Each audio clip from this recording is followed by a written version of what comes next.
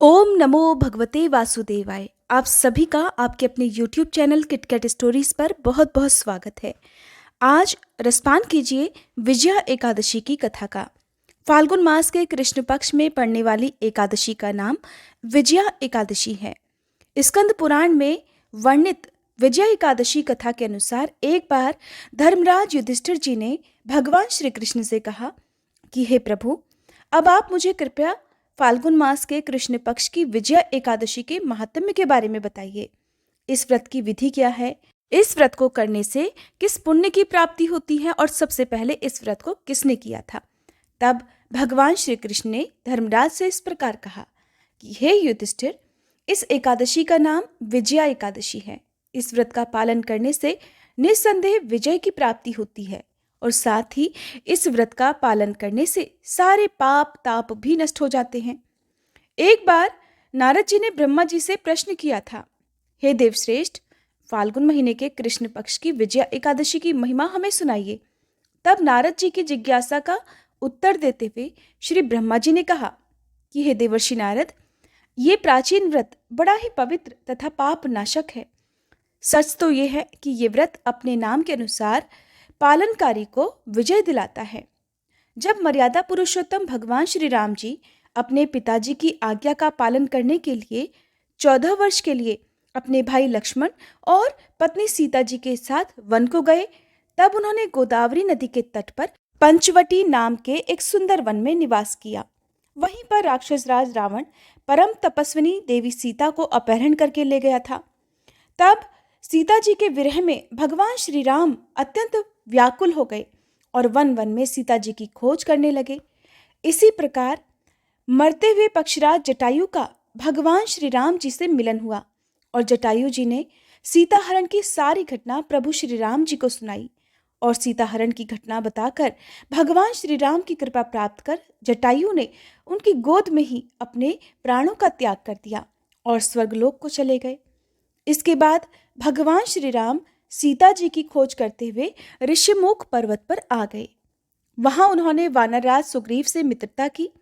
सुग्रीव ने भगवान श्री राम जी की मदद करने के उद्देश्य से अपनी सारी वानर सेना इकट्ठी की और माता सीता का पता लगाने के लिए 10 दिशाओं में अपनी वानर सेना को भेज दिया।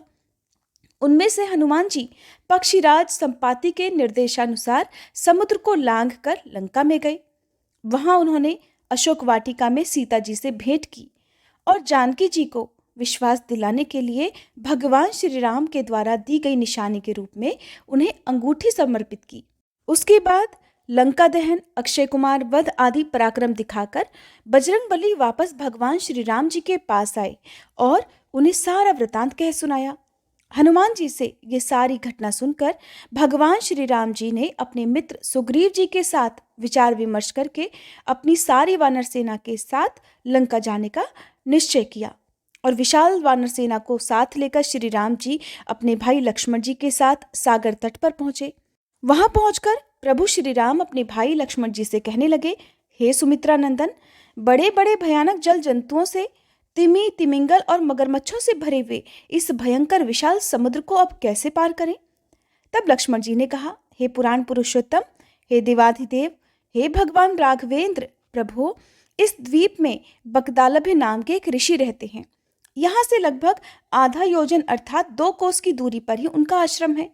हे रघुनंदन, उन्होंने ब्रह्मा जी का साक्षात दर्शन प्राप्त किया हुआ है, इसलिए आप उन्हीं महात्मा महर्षि जी से समुद्र पार जाने का उपाय पूछ लीजिए।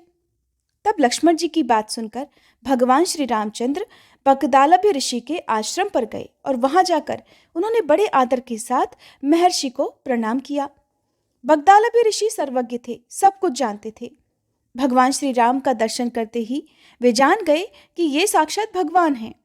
रावण आदि अधार्मिक लोगों का वध और धर्म की स्थापना करने के लिए ही इस मृत्युलोक में ये प्रकट हुए हैं। तब भी औपचारिकतावश ऋषि ने पूछा, हे सर्वेश्वर, हे धर्म संस्थापक श्री राम, मेरी कुटिया में आपका शुभागमन किस कारण हुआ? मैं आपकी क्या सेवा कर सकता हूँ? आदेश दीजिए प्रभु। तब ऋषि की बात सुनकर भगवान श्री राम कहने लगे, हे ऋषिवर, दुष्ट रावण को युद्ध में पराजित करके उसका वध करने के लिए मैं अपनी सैन्य वाहिनी लेकर समुद्र तट पर आया हुआ हूँ। लेकिन मैं इस दुस्तर अपार समुद्र को कैसे पार करूं? इसके लिए आप ही कोई सुगम उपाय बताइए। इसी कारण मैं आपके पास आया हूं ऋषिवर। तब भगवान श्री राम जी की बात सुनकर ऋषि बोले, हे भगवान, मैं आपको सभी व्रतों में एक उत्तम व्रत के बारे में बताऊंगा, जिसका पालन करने से आपको अवश्य ही विजय प्राप्त होगी और लंका पर विजय प्राप्त करके आप इस समस्त विश्व में अपनी पवित्र कीर्ति भी स्थापित करेंगे। आप उस व्रत को बड़े प्यार और श्रद्धा से पालन कीजिए। यह व्रत फाल्गुन मास के कृष्ण पक्ष की विजया एकादशी के नाम से जाना जाता है। इस व्रत का पालन करने से आपको समुद्र पार करने में कोई कठिनाई नहीं आएगी और आने वाले सभी विघ्नों का भी नाश हो जाएगा। अब इस व्रत को पालन करने का विधान भी सुनिए। दशमी तिथि के दिन सोना, चांदी, तांबा अथवा मिट्टी के एक घड़े में पानी भरकर रखें। उस पर आम के पत्ते सजा दें। इसके बाद सुंदर और पवित्र स्थान पर एक वेदी की स्थापना करें। 7 प्रकार के अनाज रखकर इस कलश को उस वेदी पर रखें और उस कलश के ऊपर सोने से बनी भगवान नारायण की प्रतिमा रखें। एकादशी के दिन तुलसी, गंध, पुष्प, माला, धूप, दीप तथा नैवेद्य आदि सामग्रियों द्वारा बड़ी श्रद्धा के साथ भगवान नारायण की पूजा करें। सारा दिन, सारी रात उसी प्रतिमा के सामने बैठकर श्री नारायण नाम का जप करते हुए जागरण करें। द्वादशी के दिन सूर्योदय के बाद किसी पवित्र नदी अथवा जलाशय के पास जाकर उस कलश की विधिवत पूजा करके किसी निष्ठावान, सदाचार संपन्न ब्राह्मण को अन्न, वस्त्र और धन आदि द्रव्यों के साथ इस कलश को भी दान करें। इससे आपको विजय अवश्य ही प्राप्त होगी। तब भगवान श्री राम ने उन ऋषि के उपदेशानुसार एकादशी व्रत के पालन का आदर्श दिखाया और उसके फलस्वरूप लंका पर विजय प्राप्त की। श्री ब्रह्मा जी ने नारद जी से कहा, वत्स, जो व्यक्ति विधि विधान के साथ इस व्रत का पालन करता है वह इस लोक में अथवा परलोक में सर्वत्र ही विजय प्राप्त कर सकता है।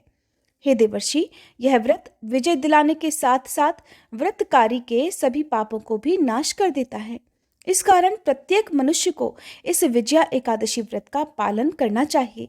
इस व्रत की महिमा सुनने से और पढ़ने से 1000 वाजपेयी यज्ञ का फल प्राप्त होता है। श्री ब्रह्मा जी द्वारा देवर्षि नारद को बताए गए विजया एकादशी महात्म्य को सुनाकर भगवान श्री कृष्ण मौन हो गए। तब धर्मराज युधिष्ठिर ने भी निष्ठापूर्वक इस व्रत का पालन किया। इस प्रकार विजया एकादशी अपने नाम के अनुसार ही अपने भक्तों को विजय प्रदान करती है।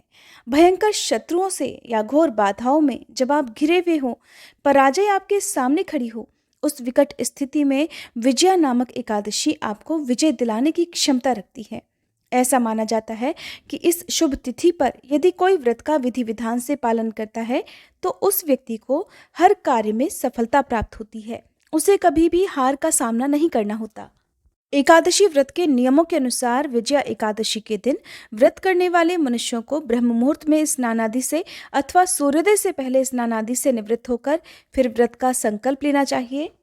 फिर भगवान विष्णु और माँ लक्ष्मी जी की मूर्ति अथवा तस्वीर को गंगा जल से स्नान कराकर अथवा गंगा जल छिड़ककर भगवान विष्णु को चंदन का तिलक और माँ लक्ष्मी जी को रोली का तिलक लगाकर धूप दीप जलाएं। भगवान के मंत्रों का जाप करें। हो सके तो घी का दीपक ही जलाना चाहिए। घी यदि नहीं हो तो तिल के तेल का दीपक भी आप जला सकते हैं। पूजा करते समय व्रत की कथा अवश्य ही पढ़ें सुने। सबसे अंत में आरती करें और भगवान विष्णु को भोग में तुलसी दल और मौसमी फलों का भोग लगाएं। इसके बाद अपना व्रत प्रारंभ करें। दिन भर व्रत रखें। भगवान के मंत्रों का ज़्यादा से ज़्यादा जाप करें। भगवान का ध्यान करें, कम से कम बोलें और शाम के समय एक बार फिर से पूजा करके यदि हो सके तो निराहार रहें, रात्रि जागरण करें। निराहार ना रह पाएं तो फलाहार ग्रहण करके अगले दिन द्वादशी तिथि को शुभ मुहूर्त में व्रत का पारणा यानी कि उपवास खोलें। और अगर आप एकादशी व्रत के पारणा के बारे में जानना चाहते हैं कि किस शुभ मुहूर्त में किस विधि से पारणा करना चाहिए तो इसकी वीडियो भी हमारे चैनल पर अपलोड है। आप चाहें तो वीडियो को देख सकते हैं। अगर आज की ये कथा आपको पसंद आई हो तो प्लीज़ वीडियो को लाइक करके इसी तरह की कथाएं और पूजा विधि शुभ मुहूर्त के बारे में जानने के लिए और हर दिन एक नई वीडियो का अपडेट पाने के लिए हमारे चैनल को सब्सक्राइब करना मत भूलिएगा।